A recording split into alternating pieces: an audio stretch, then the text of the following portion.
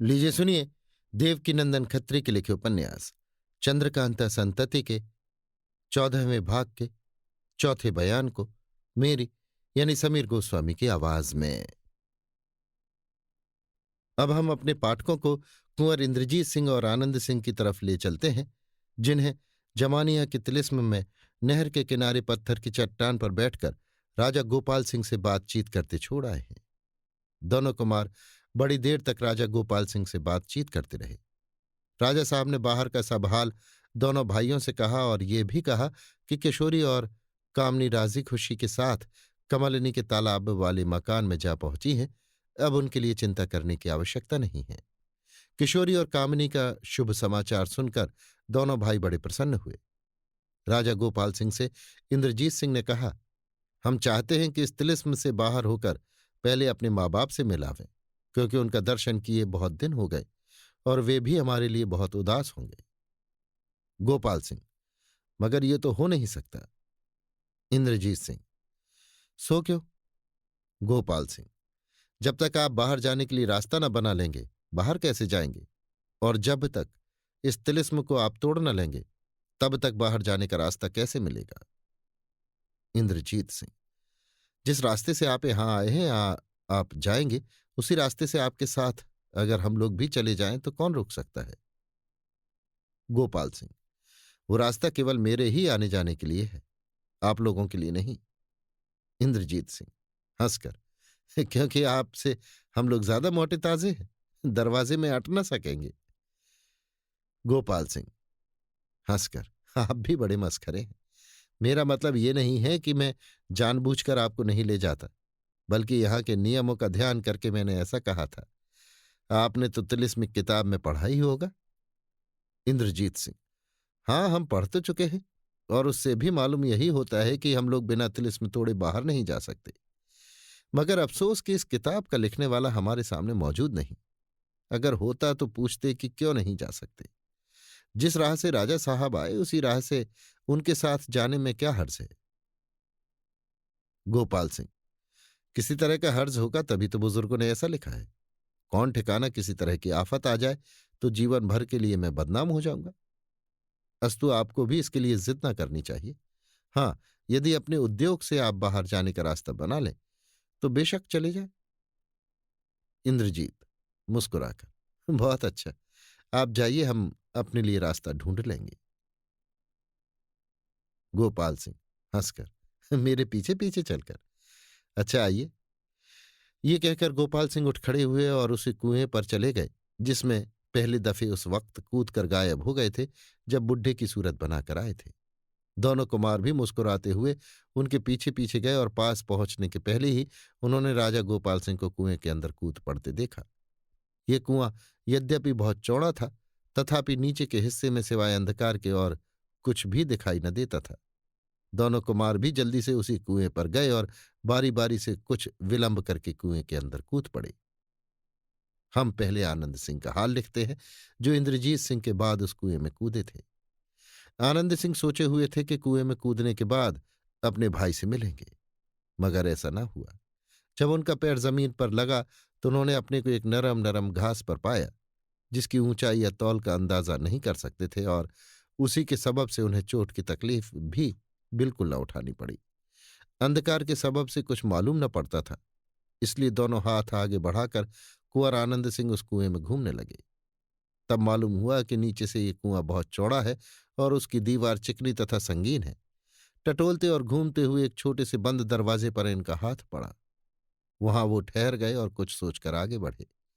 3-4 कदम के बाद फिर एक बंद दरवाजा मिला, उसे भी छोड़ और आगे बढ़े। इसी तरह घूमते हुए इन्हें 4 दरवाजे मिले, जिनमें 2 तो खुले हुए थे और 2 बंद। आनंद सिंह ने सोचा कि बेशक इन्हीं दोनों दरवाजों में से जो खुले हुए हैं, किसी एक दरवाजे में कुंवर इंद्रजीत सिंह गए होंगे। बहुत सोचने विचारने के बाद आनंद सिंह ने भी एक दरवाजे के अंदर पैर रखा, मगर 2 ही 4 कदम आगे गए होंगे कि पीछे से दरवाजा बंद होने की आवाज आई। उस समय उन्हें विश्वास हो गया कि हमने धोखा खाया। कुंवर इंद्रजीत सिंह किसी दूसरे दरवाजे से अंदर गए होंगे और वो दरवाजा भी उनके जाने के बाद इसी तरह बंद हो गया होगा। अफसोस करते हुए आगे की तरफ बढ़े, मगर 2 ही 4 कदम जाने के बाद अंधकार के सबब से जी घबरा गया। उन्होंने कमर से तिलिस्मी खंजर निकाल उसका कब्जा दबाया, जिससे बहुत तेज रोशनी हो गई और वहां की हर एक चीज साफ साफ दिखाई देने लगी। कुमार ने अपने को एक कोठरी में पाया जिसमें चारों तरफ दरवाजे बने थे। उनमें एक दरवाजा तो वही था जिससे कुमार आए थे, और बाकी के 3 दरवाजे बंद थे और उनकी कुंडियों में ताला लगा हुआ था।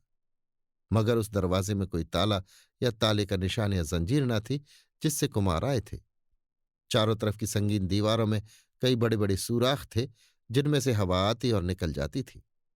जिस दरवाजे से कुमार आए थे उसके पास जाकर उसे खोलना चाहा, मगर किसी तरह से वो दरवाजा ना खुला। तब दूसरे दरवाजे के पास आए, तिलिस्मी खंजर से उसकी जंजीर काटकर दरवाजा खोला और उसके अंदर गए।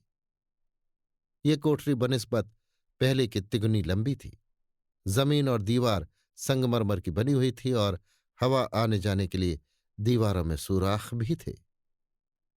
हर एक कोठरी या कमरे में जहां जहां ये दोनों कुमार गए थे, दीवारों में सुराख देखा जिससे हवा आने के लिए रास्ता था।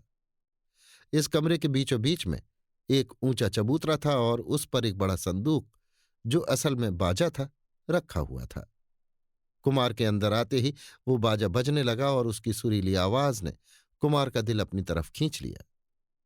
चारों तरफ दीवारों में बड़ी बड़ी तस्वीरें लगी हुई थीं, जिनमें एक तस्वीर बहुत ही बड़ी और जड़ाऊ चौखटे के अंदर थी। इस तस्वीर में किसी तरह की चमक देखकर कुमार ने अपने खंजर की रोशनी बंद कर दी। उस समय मालूम हुआ कि यहाँ की सब दीवारें इस तरह चमक रही हैं कि उनके देखने के लिए किसी तरह की रोशनी की दरकार नहीं। कुमार उस बड़ी तस्वीर को गौर से देखने लगे। देखा कि जड़ाऊ सिंहासन पर एक बूढ़े महाराज बैठे हैं। उम्र 80 वर्ष से कम न होगी। सफेद लंबी दाढ़ी नाभि तक लटक रही है। जड़ाऊ मुकुट माथे पर चमक रहा है। कपड़ों पर काढ़ी बेलों में मोती और जवाहरात के फूल और बेल बूटे बने हुए हैं। सामने सोने की चौकी पर एक ग्रंथ रखा हुआ है और पास ही एक सिंहासन पर मृगछाला बिछाए एक बहुत ही वृद्ध साधु महाशय बैठे हुए हैं, जिनके भाव से साफ मालूम होता है कि महात्मा जी ग्रंथ का मतलब महाराज को समझा रहे हैं और महाराज बड़े गौर से सुन रहे हैं। उस तस्वीर के नीचे ये लिखा हुआ था, महाराज सूर्यकांत और उनके गुरु सोमदत्त, जिन्होंने इस तिलिस्म को बनाया और इसके कई हिस्से किए। महाराज के 2 लड़के थे, एक का नाम धीर सिंह, दूसरे का नाम जयदेव सिंह। जब इस हिस्से की उम्र समाप्त होने पर आवेगी, तब धीर सिंह के खानदान में गोपाल सिंह और जयदेव सिंह के खानदान में इंद्रजीत सिंह और आनंद सिंह होंगे, और नाते में वे तीनों भाई होंगे। इसलिए इस तिलिस्म के 2 हिस्से किए गए, जिनमें से आधे का मालिक गोपाल सिंह होगा और आधे के मालिक इंद्रजीत सिंह और आनंद सिंह होंगे। लेकिन यदि उन तीनों में मेल न होगा तो इस तिलिस्म से सिवाय हानि के किसी को भी फायदा न होगा। अतएव चाहिए कि वे तीनों भाई आपस में मेल रखें और इस तिलिस्म से फायदा उठावें। इन तीनों के हाथ से इस तिलिस्म के कुल 12 दर्जों में से सिर्फ 3 टूटेंगे और बाकी के 9 दर्जों के मालिक उन्हीं के खानदान में कोई दूसरे होंगे। इसी तिलिस्म में से कुंवर इंद्रजीत सिंह और आनंद सिंह को एक ग्रंथ प्राप्त होगा, जिसकी बदौलत वे दोनों भाई चरणाद्रि यानी चुनारगढ़ के तिलिस्म को तोड़ेंगे। इसके बाद कुछ और भी लिखा हुआ था, मगर अक्षर इतने बारीक थे कि पढ़ा नहीं जाता था। यद्यपि उनके पढ़ने का शौक आनंद सिंह को बहुत हुआ, मगर लाचार होकर रह गए। उस तस्वीर के बाईं तरफ जो तस्वीर थी, उसके नीचे केवल धीर सिंह लिखा हुआ था और दाहिनी तरफ वाली तस्वीर के नीचे जयदेव सिंह लिखा हुआ था। उन दोनों की तस्वीरें नौजवानी के समय की थी। उसके बाद क्रमशः और भी तस्वीरें थीं और सभी के नीचे नाम लिखा हुआ था। कुंवर आनंद सिंह बाजे की सुरीली आवाज सुनते जाते थे और तस्वीरों को भी देखते जाते थे। जब इन तस्वीरों को देख चुके तो अंत में राजा गोपाल सिंह अपनी और अपने भाई की तस्वीर भी देखी, और इस काम में उन्हें कई घंटे लग गए। इस कमरे में जिस दरवाजे से कुंवर आनंद सिंह गए थे, उसी के ठीक सामने एक दरवाजा और था जो बंद था और उसकी जंजीर में ताला लगा हुआ था। जब वे घूमते हुए इस दरवाजे के पास गए, तब मालूम हुआ कि इसकी दूसरी तरफ से कोई आदमी उस दरवाजे को ठोकर दे रहा है या खोलना चाहता है। कुमार को इंद्रजीत सिंह का ख्याल हुआ और सोचने लगे कि ताज्जुब नहीं कि किसी राह से घूमते फिरते भाई साहब यहां तक आ गए हों। ये ख्याल उनके दिल में बैठ गया और उन्होंने तिलिस्मी खंजर से उस दरवाजे की जंजीर काट डाली। दरवाजा खुल गया और एक औरत कमरे के अंदर आती हुई दिखाई दी, जिसके हाथ में एक लालटेन थी और उसमें 3 मोमबत्तियां जल रही थीं। ये नौजवान और हसीन औरत इस लायक थी कि अपनी सुघराई, खूबसूरती, नजाकत, सादगी और बांकपन की बदौलत जिसका दिल चाहे मुट्ठी में कर ले।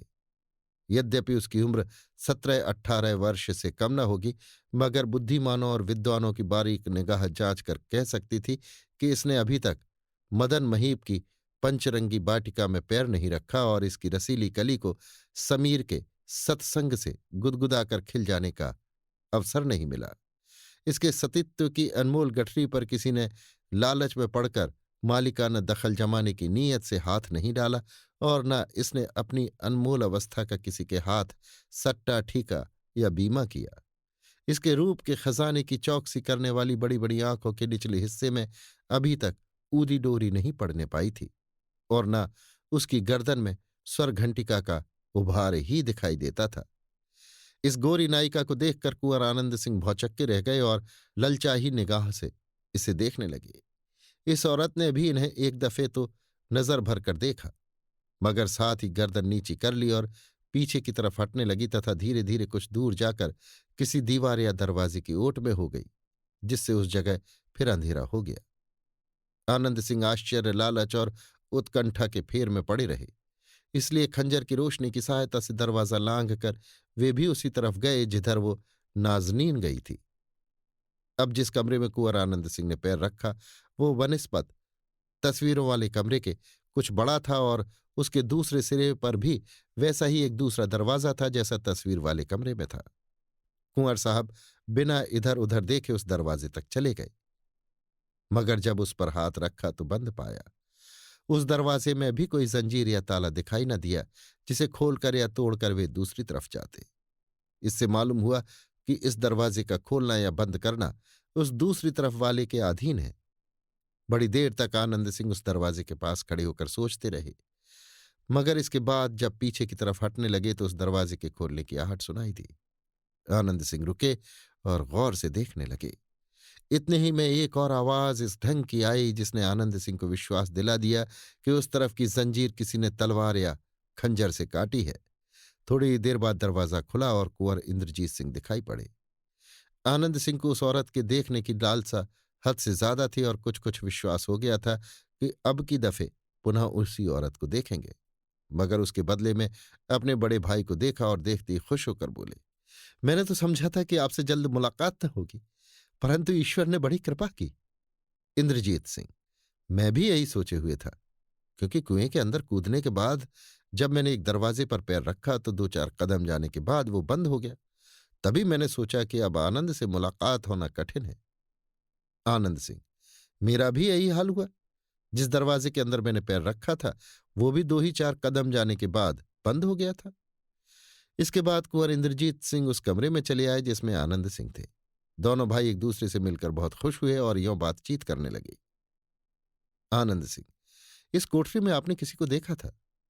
इंद्रजीत सिंह ताज्जुब से, नहीं तो। आनंद सिंह, बड़े आश्चर्य की बात है।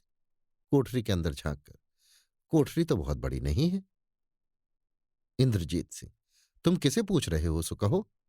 आनंद सिंह, अभी अभी एक औरत हाथ में लालटेन लिए मुझे दिखाई दी थी जो इसी कोठरी में घुस गई और इसके थोड़ी ही देर बाद आप आए हैं। इंद्रजीत सिंह, जब से मैं कुएं में कूदा तब से इस समय तक मैंने किसी दूसरे की सूरत नहीं देखी। आनंद सिंह, अच्छा ये कहिए कि आप जब कुएं में कूदे तब क्या हुआ और यहां क्यों कर पहुंचे?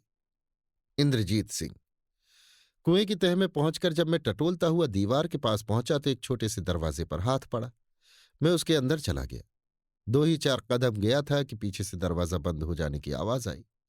मैंने तिलिस्मी खंजर हाथ में ले लिया और कब्जा दबाकर रोशनी करने के बाद चारों तरफ देखा तो मालूम हुआ कि कोठरी बहुत छोटी है और सामने की तरफ एक दरवाजा और है। खंजर से जंजीर काटकर दरवाजा खोला तो एक कमरा और नजर आया जिसकी लंबाई 25 हाथ से कुछ ज्यादा थी, मगर उस कमरे में जो कुछ मैंने देखा कहने योग्य नहीं है, बल्कि इस योग्य है कि तुम्हें अपने साथ ले जाकर दिखाऊं। वो कमरा बहुत दूर भी नहीं है।